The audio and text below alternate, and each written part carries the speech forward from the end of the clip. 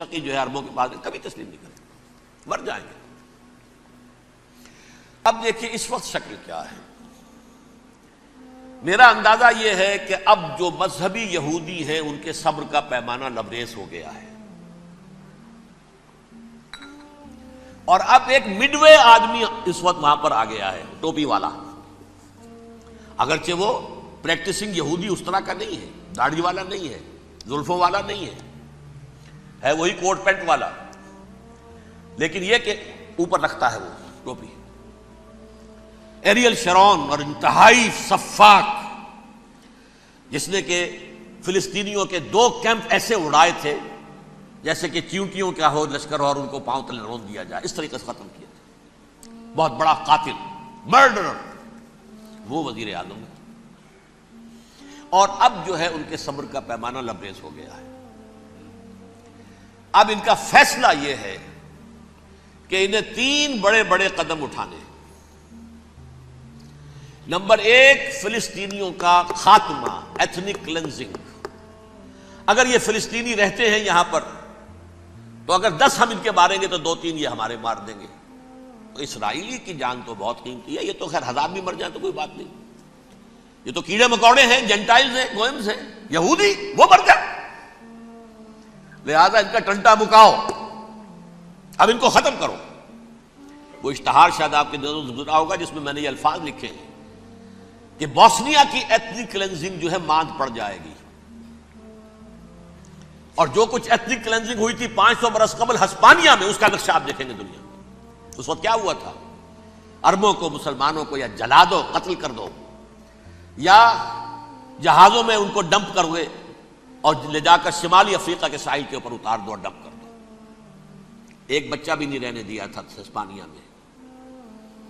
1492 میں سقوط غرناطہ ہوا ہے، اور اس کے بعد 10 سال کے اندر اندر ایک ایک بچہ مسلمانوں کا ختم کر دیا۔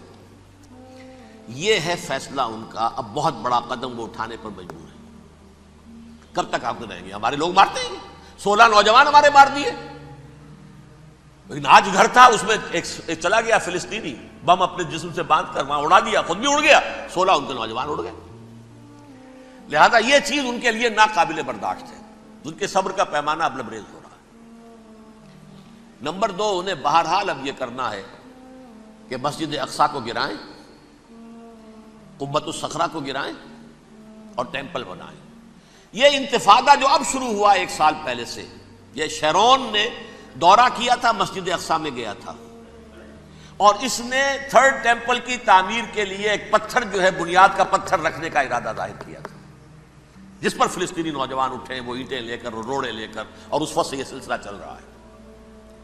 کتنے مارے جا چکے ہیں فلسطینی، لیکن کچھ نہ کچھ یہودی بھی مرے، اسرائیلی بھی مرے، اور جیسا کہ میں نے عرض کیا اب ان کے صبر کا پیمانہ لبریز ہو گیا۔ انف از انف۔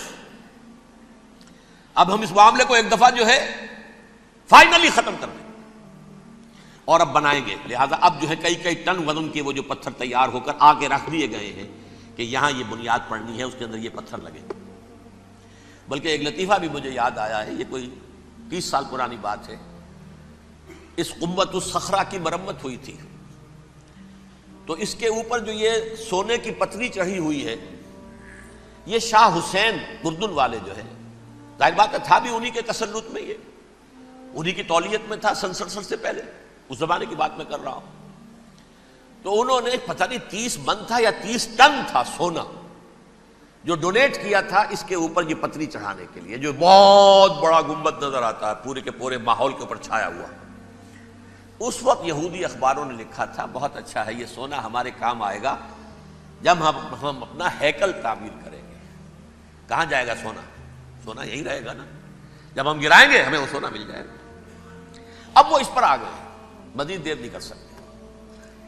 تو آپ نوٹ کیجئے، number 1، ethnic cleansing of Palestinians in Israel. Number 2, demolition of the Aqsa mosques and the Qubbat al-Sakhra.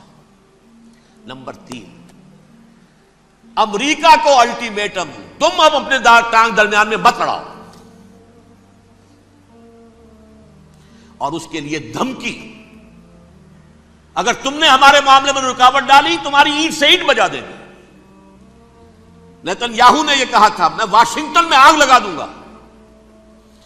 یہ انہوں نے امریکہ میں عظیم ترین دہشت گردی کر کے امریکہ کی ایڈمنسٹریشن کو, انتظامیہ کو یہ دھمکی دے دی ہے کہ باز آ جاؤ. چنانچہ میں یہ بات کہہ کے پرسوں جمعے میں اپنی مسجد سے, مسجد دارالسلام سے نکلا, شام کو, اسی شام کو میں نے ایریل شیرون کی تقریر سن لی T V per. It is not acceptable. Don't appease the Arabs at our expense. We are not going to become Czechoslovakia. We have to depend on ourselves only and rely on ourselves only. کیا مطلب ہے اس کا؟ کس کو سنا رہا ہے؟ امریکہ بہادر, ہم تمہارے محتاج نہیں ہیں, ہم تمہارے ٹکڑے اڑا دیں گے, تیسرے کر دیں گے تمہارے, تم بیچ میں آؤ تو صحیح. ہم اور دیکھ لو ایک نشانی ہم تمہیں دکھا دیتے ہیں. مجھے 100% یقین ہے یہ پورا ہسٹوریکل پروسیس, اور جس جگہ یہ پہنچ گیا ہے, جس کریٹیکل پوائنٹ تک یہ پہنچ چکا ہے, یہ جو بھی حملہ ہوا ہے ورلڈ ٹریڈ سینٹر پر اور پینٹاگون پر, یہ اسرائیل کا کام ہے. اسرائیل سے کم تر کسی ادارے کے لیے ممکن ہی نہیں, اس لیے کہ اسرائیل کے ایجنٹ امریکہ کے پورے نظام کے اندر جو ہے گھسے ہوئے موجود ہیں, ہر جگہ موجود ہیں. جیسے سرطان کا پھوڑا ہوتا ہے پورے جسم میں, وہ اپنی جڑیں جما لیتا ہے, ایسا ہے. پوری ایڈمنسٹریشن, پوری اکانومی, تمام ذرائع ابلاغ, پرنٹڈ میٹر ہو یا یہ کہ الیکٹرانک میڈیا, سب ان کے قبضے میں. ڈیفنس کا سارا معاملہ ان کے قبضے میں ہے. کوئی اور طاقت یہ کر ہی نہیں سکتی. امریکہ, اس کے سیکیورٹی کے معاملات تہ در تہ, دائرہ اندر دائرہ, اس دائرے تک 100 میل تک کوئی جہاز آ جائے گا اگر کہیں جو کہ ان آئیڈینٹیفائی ہو تو یہ ہو جائے گا, اس سے آگے آگے تو یہ ہو جائے گا, اس سے آگے, اور وہ آ رہا ہے, چلا آ رہا ہے. پینٹاگون پر آ گیا ہے اور 1 گھنٹے بعد آیا ہے. پہلی سٹرائک جو ہوئی ہے ورلڈ ٹریڈ سینٹر, اس کے 1 گھنٹے کے بعد پینٹاگون پر آ گیا. پینٹاگون وہ تو یوں سمجھیے ان کی مملکت کا حساس ترین دفاع کا مرکز, اور اس کا 1/3 حصہ جلا کے راکھ کر دیا. انہوں نے یہ دھمکی دی ہے, لیکن اس سے ان کے پیش نظر مقاصد کیا تھے؟ 3. اس دہشت گردی کے 3 مقاصد. فوراً اس کا رخ موڑ دینا اسامہ اور اس کی القاعدہ کی طرف. امریکہ غصے میں لال بھبوکا ہو کر فوراً اقدام کرے, اور ایک طرف تو اسامہ اور ان کے ساتھ طالبان کا ٹنٹا مکا دے, اور دوسری طرف چونکہ پاکستان الائی ہے اور پاکستان کے عوام جو ہیں وہ طالبان کے ہمدرد ہیں, وہ اگر اٹھے تو ان کا بھی بیڑا گرک کرتے.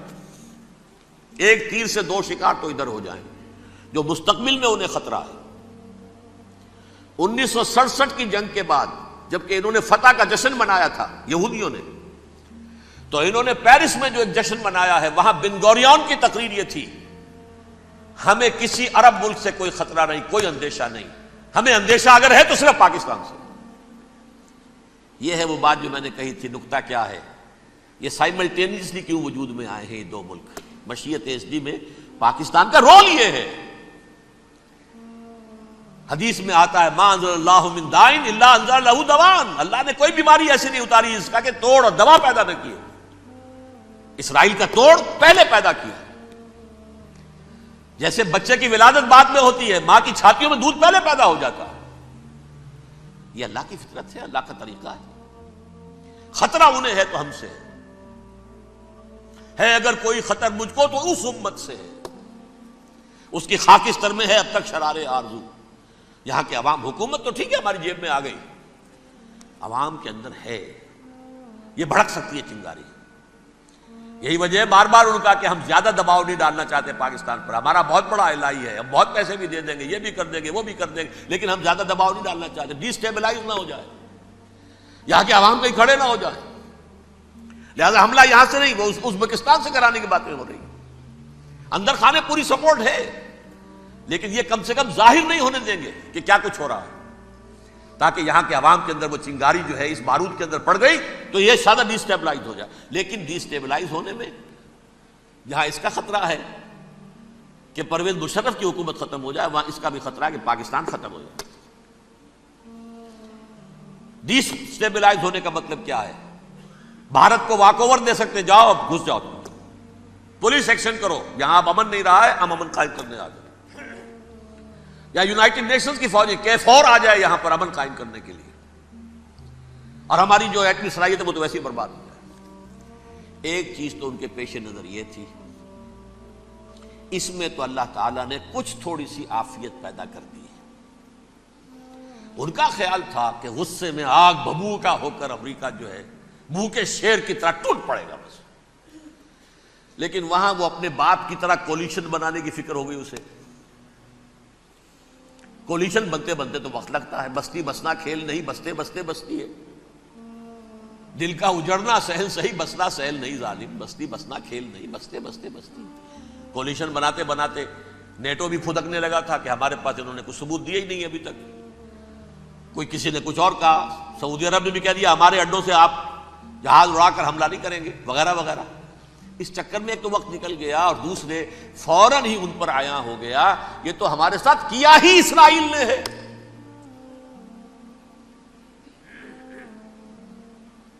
لیکن یہ بات لیک نہیں کرنا چاہتے۔ میں نے خود سنا اور بھی بہت لوگوں سے کہا کہ یہ باقاعدہ اسٹیٹ ڈپارٹمنٹ کی طرف سے ٹی وی پر، CNN پر، BBC پر یہ اعلان آیا کہ یہ جو انویسٹیگیشنز ہو رہی ہیں اس حادثے کی تحقیقات کی، اس کی معلومات لیک کیوں ہو رہی ہیں؟ لیک نہیں ہونی چاہیے۔ کیوں؟ اسامہ کے خلاف اگر کوئی ثبوت ہے، لیک ہو جائے 1000 مرتبہ، کس کو کوئی نقصان ہے؟ یہ کون سا تھا، کون سا لیکیج ہے جسے روکنا مقصود ہے؟ وہ تو ہمارا متمنا ہے، ہمارا بیٹا ہے، وہ کر رہا ہے، اس گھر کو آگ لگ گئی گھر کے چراغ سے۔ But they have given a message to the United States of امریکہ،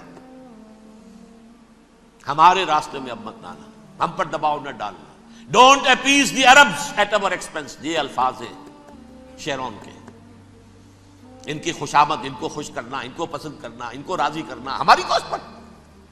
جیسے سلوواکیہ کے اوپر قبضہ جو ہے جرمنی کا ہٹلر کا تسلیم کر کے تم نے اس کو بڑھاوا دے دیا تھا اس وقت، ایسے ہی تم چاہتے ہو ہمیں بھی سلوواکیہ بنا دینا، ہم نہیں بنیں گے۔ یہ ہے اصل میں صورتحال۔ جیسا کہ میں نے عرض کیا، افغانستان پر اب یہ جیسے